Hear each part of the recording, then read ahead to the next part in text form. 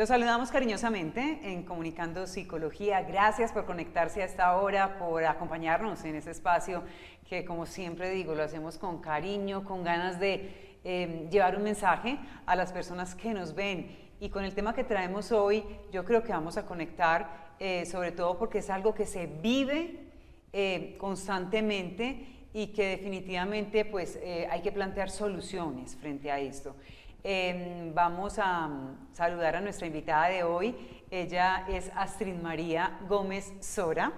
Ella es docente, además abogada, psicóloga, y me encanta de verdad que haya aceptado esta invitación porque enriquece este espacio con su presencia. Es una mujer encantadora, así que la saludamos. ¿Cómo estás, Astrid? Hola, Sandra, ¿cómo estás? Encantada de estar en tu programa. Creo que estos espacios de Comunicando Psicología hacen un aporte realmente fundamental a la sociedad. Qué bueno para las personas que se conecten y que puedan tener algún aprendizaje de este programa. Gracias, Astrid, y esa es la intención. Además, ustedes, que son los invitados que tenemos aquí, lo hacen más interesante aún, sobre todo porque la idea y la intención siempre es conectar con la salud mental. Y el tema que vamos a plantear hoy, aprovechando además que nuestra invitada es psicóloga y además abogada, ella tiene dos profesiones extraordinarias, además las desempeña supremamente bien. Quisimos entonces plantear el tema de la violencia intrafamiliar y la gestión de emociones, porque van ligadas.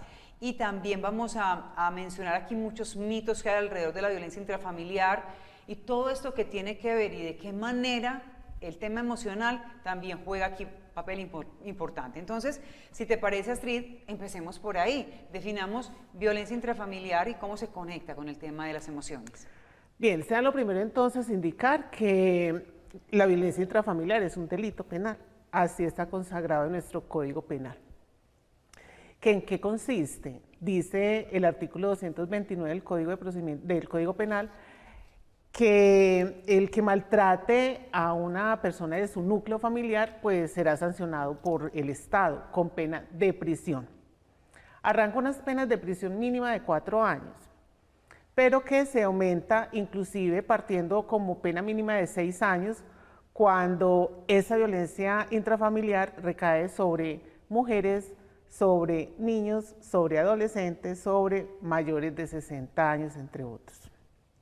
Entonces, así como tal, lo trae consagrado el Código Penal. Pero entonces, uno pensaría, ¿cuál es entonces el núcleo familiar? Entonces vienen unas evoluciones más de carácter como jurisprudencial, en el entendido de que inicialmente se decía, no, bueno, núcleo familiar es aquellas personas que vivan bajo el mismo techo. Pero no, esto se ha extendido un poco más el concepto y ya este delito de violencia intrafamiliar recae, por ejemplo, para personas que aunque no vivan en el mismo techo, pues tienen, por ejemplo, un hijo en común. Entonces estamos hablando de parejas que ya están separadas y que tienen un hijo en común.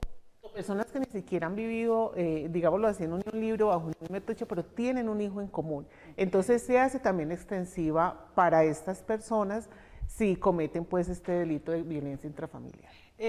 Me gusta como lo estás ilustrando porque regularmente cuando hablamos de violencia intrafamiliar parece que viene a la mente que es una violencia que ocurre entre una pareja, ¿cierto? Hombre-mujer, ¿cierto? Y finalmente hay muchos tipos de violencia intrafamiliar, lo estás describiendo, que ahorita incluso me gustaría que nos detuviéramos a describir esos tipos de violencia intrafamiliar, ¿de acuerdo? Pero antes, quisiera también que nos contaras por qué ese tema de la violencia intrafamiliar se ha visibilizado tanto en los últimos tiempos. Sí, es cierto, o sea, es ya muy usual escuchar el tema de violencia intrafamiliar. Mire, las conductas violentas han existido toda la vida. ¿Cuál es la situación? De que muchas veces, a raíz de que poco o nada se había puesto atención a este tipo de problemáticas o de conductas agresivas al interior de la familia, pues han venido desarrollándose, digámoslo así, programas de prevención donde ilustran mucho más a las personas a darse cuenta inclusive de que son víctimas de violencia intrafamiliar, creyendo ellos o ellas que ni siquiera sabían que eran víctimas de violencia. Entonces, claro, ahora se viene visibilizando mucho más, para nadie es un secreto, el aumento de este delito en pandemia. No es lo mismo vivir en comunidad dentro de un hogar cuando uno llega a las 6 del trabajo a la casa y acostarse a las 10 de la noche que estar viviendo 24/7. También se ha visto mucho el tema de feminicidios, que es como la última ratio, la última consecuencia de estas conductas violentas al interior de las familias, o inclusive los mismos homicidios a sus padres o entre hermanos. Tremendo. Mira que ya ahí estamos entrando en el tema de que la violencia intrafamiliar está, o sea, permea todo el entorno, la familia, ese núcleo tan importante que no es un tema solamente de parejas. Ahora estabas comentando algo bien interesante y es que a veces las personas no son conscientes que están viviendo una situación de violencia intrafamiliar. Puede ser que esto obedezca a nuestra cultura, ¿cierto? Hay ciertos parámetros, ciertas cosas como que las normalizamos, particularmente en Colombia, por ejemplo, que es un país con una tendencia machista, entonces, no, él es así, o incluso él me quiere mucho, pero me está maltratando. Entonces, esa cultura incide, y el tema de la educación también incide en el tema de la violencia intrafamiliar. Claro que sí, inclusive, mira, yo hablo mucho con mis alumnos en la universidad y siempre pongo este ejemplo. Mira, una mujer, ¿por qué mata a su esposo? Por una infidelidad, ¿cierto? Y mi respuesta es simplemente porque vivió en Colombia, porque obviamente si esa mujer está viviendo, no sé, en Dubái, si ve a su esposo con otra mujer, para ella eso es normal. Claro. ¿Cierto? Entonces, claro, todos esos factores medioambientales, pautas de crianza, cómo nos enseñaron a nosotros manejar los sentimientos y las emociones, influyen en este tipo de comportamientos violentos. Aunado, Sandra, que qué bueno que en algún programa, algún otro espacio, podamos mirar la mirada como desde las víctimas, porque muchas veces las víctimas, uno piensa, pero ella, ¿por qué guarda la esperanza de que esa persona va a cambiar, o porque queda sometida y sigue ahí en vez de divorciarse, en vez de separarse? Sí, casi que justificando la actitud y la acción del otro. Claro, y el problema, Sandra, tú que eres también psicóloga, sabemos de que en estas víctimas hay un problema de autoesquemas grave, que también hay que intervenir y que hace parte de la salud mental. Vamos a entrar ahí, porque claro, hoy enlazamos el tema de la violencia intrafamiliar con el tema emocional. Entonces, ¿qué juega ahí? Toda esa situación, factores obviamente que estábamos hablando, culturales, temas de crianza, cómo se tejió en su sistema emocional de niño, la vida, cómo se tejen las relaciones de pareja desde ahí y cómo las traemos a nuestra edad adulta y finalmente terminamos envueltos en un tema tan complejo como es este de la violencia intrafamiliar. Bueno, para nadie es un secreto que detrás de un acto de violencia intrafamiliar encontramos un manejo inadecuado de emociones, ¿cierto? Inclusive, pienso que al Estado le hace falta más hacer la prevención desde este enfoque. No seguir gestionando políticas, acciones de política criminal, simplemente aumentando penas o prohibiendo la libertad para esas personas. Yo creería que se debería de enfocar más en este punto de salud mental, porque entonces, claro, nosotros cuando nos enseñan de chiquitos a manejar nuestras emociones, ¿cierto? Llegamos a una edad adulta pues con lo que nos enseñaron, claro, y creemos que así es que funciona. Entonces, si venimos, por ejemplo, de un aprendizaje, de un núcleo, de un hogar donde se normalizó conductas violentas, pues hay una alta probabilidad, no es que toda persona que viene en un núcleo tiene que ser violento, no, pero sí hay una alta probabilidad. Hay un patrón por ahí. de que puedan presentar conductas agresivas al interior de la familia. Y estamos hablando, como tú lo decías, no solamente de un hombre contra la mujer, también de la mujer contra el hombre. Hay muchas víctimas, hombres que son víctimas de violencia intrafamiliar, y esos son los que poco se visibilizan.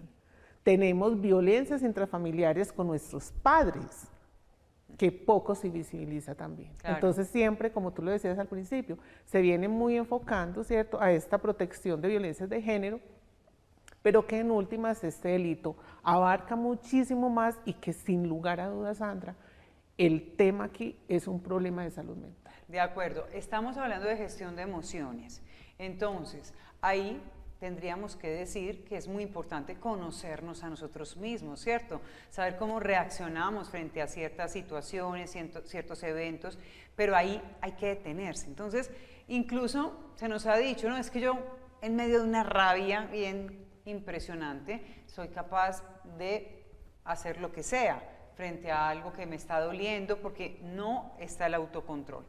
¿Cómo entonces llegar a ese punto de conocernos a nosotros mismos? Porque claro, nadie se conoce mejor que a uno mismo. Lo que pasa es que es hacer el trabajo. A veces decimos, no, es que yo soy así, yo reacciono de esa manera, en lo que no me gusta yo lo digo, o me da rabia esto y exploto y aquí pues hago la de Dios, en fin. O incluso soy muy sensible y entonces me voy a la tristeza, ¿cierto? Tenemos como unas predisposiciones. Entonces, ¿qué hacer ahí también? Claro que vamos a tener un programa especial después de, porque la idea con este es que nos centremos en lo que es la violencia intrafamiliar y en el otro que tratemos soluciones y recomendaciones, pero sí me gustaría que nos dejaras ahí algo frente a eso, porque es importante también esa gestión emocional. Mire, hay un punto fundamental y es el automonitoreo de las emociones. Mi pregunta es, por ejemplo, a las personas que están viendo el programa, ¿cómo conocen sus emociones? Mire, como tú lo decías, nadie más se conoce que uno mismo. Entonces, al hacernos nosotros los automonitoreos, pues sabemos que hay reacciones comportamentales pues que no son las adecuadas. Entonces, bueno, busquemos ayuda. Vamos a donde un psicólogo para que una persona especialista pues obviamente nos ayude a tener un adecuado manejo emocional, que inclusive ese autoconocimiento, más la autorregulación, que es el controlar las emociones, más la automotivación y más la empatía, llegan al punto exacto de una inteligencia emocional, que sería lo ideal que todos la tuviéramos, ¿cierto? Entonces lo ideal sería eso. Bueno, es que nomás fue un solo evento, yo no sé qué me pasó y ahí me descuadré. Ojo, a ese solo evento y a ese solo que me descuadró hay que ponerle cuidado. Interesante. Hoy estamos hablando con Astrid Gómez, nuestra invitada, psicóloga, abogada, docente, de todo ese tema de la violencia intrafamiliar y cómo se conecta con las emociones. Hacemos una pausa y ya regresamos.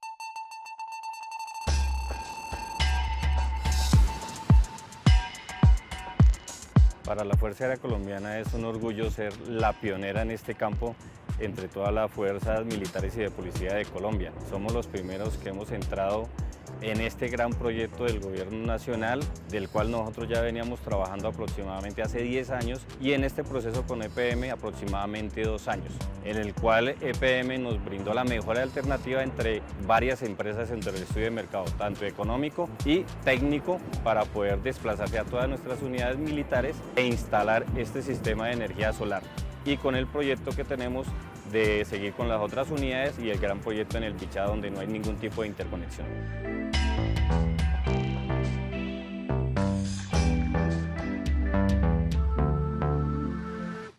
Magia, deporte, cultura. Aventura. Del 19 al 23 de julio, Urabá vivirá una fiesta única, un espectacular carnaval de vida en torno a la diversidad e identidades, el turismo, la gastronomía, la no violencia, la vida, la alegría y el valor deportivo que quedará por siempre en nuestra mente y corazón como el carnaval de vida más grande de la historia en el departamento. Toda la información en www.antioquia.gov.co. Unidos, Gobernación de Antioquia. Somos un grupo de expedicionarios que recorreremos los 3 ríos más importantes de Antioquia, Río Atrato, Cauca y Magdalena.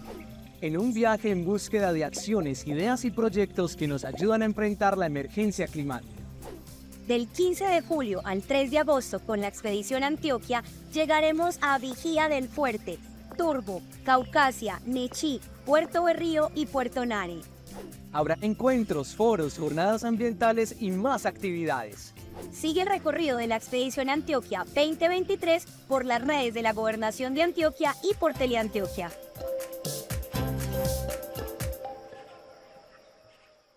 Unidos, Gobernación de Antioquia.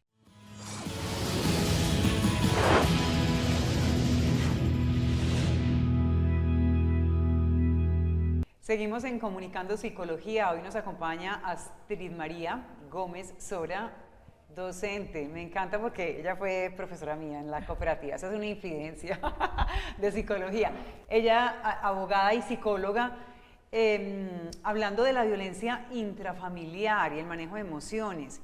Y hablábamos ahorita en el corte acerca de esos tipos de violencia. Y quiero que los comentemos aquí, Astrid, porque me parece interesante. A veces juzgamos, y muy a la ligera además, cuando una persona está sometida a malos tratos, está viviendo una situación que la desborda o la está justificando, y se le dice, déjelo o déjela. O sea, como que es tan simple como eso. No es tan fácil. No es tan fácil, es cierto. Mire, generalmente nosotros conocemos como violencia intrafamiliar el maltrato físico o lo que generalmente conocemos como el ojo morado. Claro, esa es un tipo de violencia, digamos, más fácil de demostrar inclusive en un proceso penal. Simplemente usted va a medicina legal y medicina legal te va a decir, bueno, ya se arrancó el proceso penal. Y en materia de evidencia, pues es más fácil, digámoslo así. Pero entonces también está la violencia psicológica. ¿Sí? Que esa es más difícil de identificar. Claro, inclusive de acreditar ante un juez para poder demostrar que sí realmente es víctima de una violencia psicológica. Y en la violencia psicológica viene, por ejemplo, un tema, por ejemplo, de violencia no verbal. Porque claro, la verbal, unos insultos, unas amenazas y una pero también hay un tipo de violencia que es la no verbal que genera violencia en el interior de un núcleo familiar. También tenemos, por ejemplo, la violencia económica. Y en esta violencia económica que, digámoslo, creería yo que es una violencia sutil, sí, pero altamente importante en materia de determinar este tipo de delito. Claro, pongamos el ejemplo, digamos, un poco más común, de que es esta mujer que depende económicamente de su esposo, pero que por esa dependencia económica recibe actos violentos o verbalizaciones violentas que la colocan por debajo de él. Y la mantienen ahí, como atada a una relación que no puede resolver. Y ahí es cuando nosotros las juzgamos. Entonces, pero esa sí es boba, porque no se separa, porque no se separa de un paso pues a la separación. Sí. ¿Qué implica, por ejemplo, Sandra, usted no saber hacer nada, con el convencimiento, perdón, de que no sabía hacer nada, que se le viene el mundo encima? Con hijos. Con hijos, con responsabilidades. Exactamente, que usted no sabe, él le va a decir, yo no respondo, o váyase, o algo por el estilo. Entonces ese tipo de violencia es muy complejo. Tenemos tipos de violencias de índole sexual, también entre parejas, cuando realmente se subyuga a su pareja de manera violenta a tener los encuentros sexuales sin la voluntad siquiera de hacerlo. Entonces estos tipos de violencia, e inclusive la psicológica, qué bueno, Sandra, que en algún espacio también la abordemos, porque resulta siendo muy subjetiva. Uno creería, por ejemplo, si me riego en insultos contra mi hermano, eso ya es una violencia psicológica y de pronto la estructura de personalidad de mi hermano recibe esos insultos y para él ni fu ni fa, antes le contesta peor. Digamos que entonces ahí no habría una violencia psicológica como se entiende, Sí, sería distinto. Porque en la violencia psicológica pues tiene que haber como unos rasgos o unas características muy específicas para poder determinar de que efectivamente estamos frente a una violencia psicológica. ¿Y cómo se comprueba eso? Aprovechando, tú eres abogada y se te presentan casos múltiples relacionados con esto. Cuéntanos un poco cómo se logra comprobar en una situación de violencia intrafamiliar que efectivamente hay una violencia psicológica que está ocasionando que esta persona pues se le esté afectando su salud mental. Mire, como en todo proceso penal, todo se basa a través de evidencias o lo que nosotros generalmente llamamos pruebas. Entonces, en esos elementos probatorios o evidencias físicas, sin lugar a dudas, tiene que haber un perito, una persona especializada, un psicólogo perito, que ayude en la evaluación de esta víctima, hombre o mujer, para que determine si efectivamente pues, el maltrato o la violencia recibida ha generado afección desde su parte psicológica, ¿cierto? También, por ejemplo, con testimonios de personas que conocieron, le pongo un ejemplo, Sandra, que a raíz de estas violencias que ha venido recibiendo, la persona empezó a aislarse, empezó a disminuirse. Claro, ¿cierto? se fue quedando a un lado. Exactamente, y esos son señales pues como indicativos de que efectivamente sí ha recibido algún perjuicio a raíz de esa violencia psicológica. De acuerdo. Digamos que el acoso también podría denominarse violencia intrafamiliar. O sea, ¿en qué estaría? Sí. ¿Cómo lo podemos describir? Sí, inclusive el acoso genera o puede estar dentro del marco de la violencia psicológica, ¿cierto? Bueno, yo no quiero seguir continuando la relación contigo, pero entonces está permanentemente en la puerta tocando y haciendo escándalos. La ley lo asume como un delito de violencia intrafamiliar y ojo, el delito de violencia intrafamiliar no da libertades. Cuando se condena a una persona, hombre o mujer, por este delito de violencia intrafamiliar, su pena va a ser paga en una cárcel. No hay libertad, no hay libertad. Interesante lo que estás diciendo porque también creo que nos nos mueve, claro, a veces incluso pensar que se puede negociar un poco, que hay ciertas penas que lo permiten, pues también esto como que nos invita a ver, es un delito importante al que hay que prestarle mucha atención. Ahora estaba mencionando el tema del acoso, de pronto para quienes no lo saben, diferencia entre abuso y acoso. Sí, generalmente el acoso hace parte del hostigamiento, donde la víctima siente precisamente que está hostigado, que está realmente muy fastidiada por el comportamiento que tiene el otro, ¿cierto? Ya en el abuso como tal, pues en el abuso nos encontramos dentro de un plano no tan hostil como el acoso, pero que sin lugar a dudas causa un malestar significativo en la otra persona. El acoso. También. Ok. Muy bien. Astrid, en cuanto a la violencia intrafamiliar infantil, que yo creo que es de las más tristes y delicadas, sobre todo porque ocurren en ese núcleo donde los hijos son esos seres indefensos pequeños a quienes estamos llamados a proteger. Desde lo psicológico, ¿qué pasa en esa persona que ejerce esa violencia contra un menor, que es su hijo, por ejemplo? Bueno, vuelvo e insisto, Sandra, dentro de un delito de violencia intrafamiliar, o mejor dicho, detrás de un delito de violencia intrafamiliar, tenemos un tema de manejo emocional. Entonces, claro, si tenemos una mamá maltratadora o un papá maltratador, muy probablemente en él hay un problema de control de impulsos, hay un problema que tiene que tratar la psicología a través de terapias, porque tiene que moldear el comportamiento, las respuestas agresivas frente a su hijo. Inclusive en algún momento, Sandra, se pensaría de que cuando, por ejemplo, se trae al mundo hijos que no son deseados o que no son planeados, pues generalmente esos hijos le van a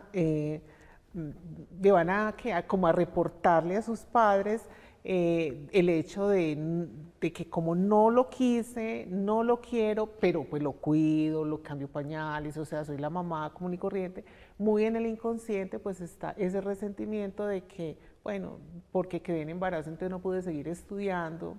Ay, bueno, como quedé en embarazo, entonces yo que me pensaba ir para otro país, entonces ya no lo pude hacer, y generan como esos tipos de resentimiento inconscientes con el menor. Como dicen por ahí, termina como pasando factura, como nos quedamos en deuda con el otro, en este caso sería de ese niño. Igual, pues siempre hay soluciones, ¿cierto? No estamos diciendo aquí que siempre va a ser el caso, pero sí hay un componente emocional asociado a esa conducta violenta que es importante identificar y sobre todo manejar.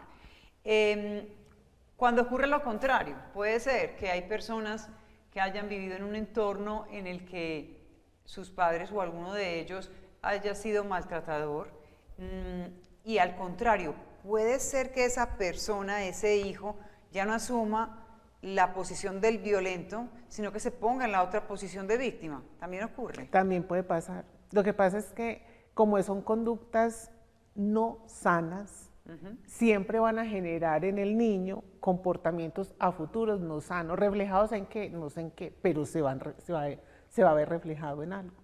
Ok.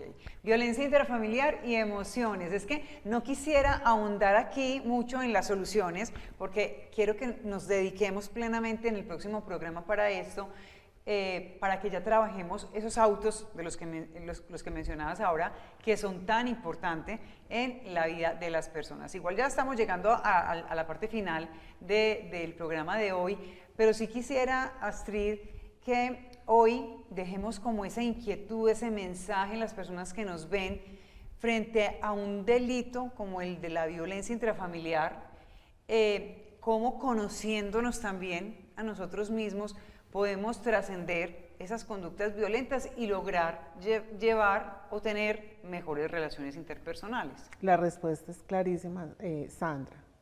Tener cuidado con nuestra salud mental. Cuidado con la salud mental. Fundamental. Si tú tienes tu cuidado, si te automonitoreas en tus respuestas comportamentales, en tu control emocional, muy probablemente, Sandra, pues no se van a presentar este tipo de comportamientos. Ahora bien, estamos aquí hablando y planteando durante el programa cuando la violencia realmente existió y cuando no existió y se formuló una denuncia.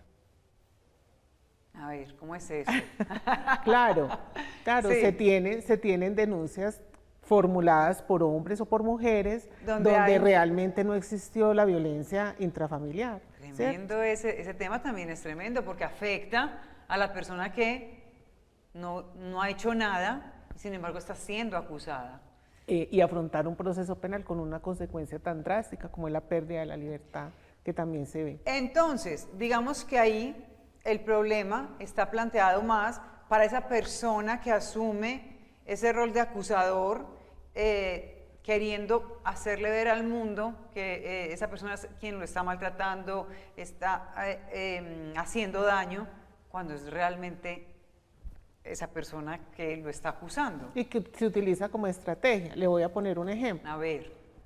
Una pareja que se esté divorciando, que no hubo acuerdo entre ellos para ese divorcio, o lo que se llama dentro de lo jurídico la cesación de efectos civiles del matrimonio.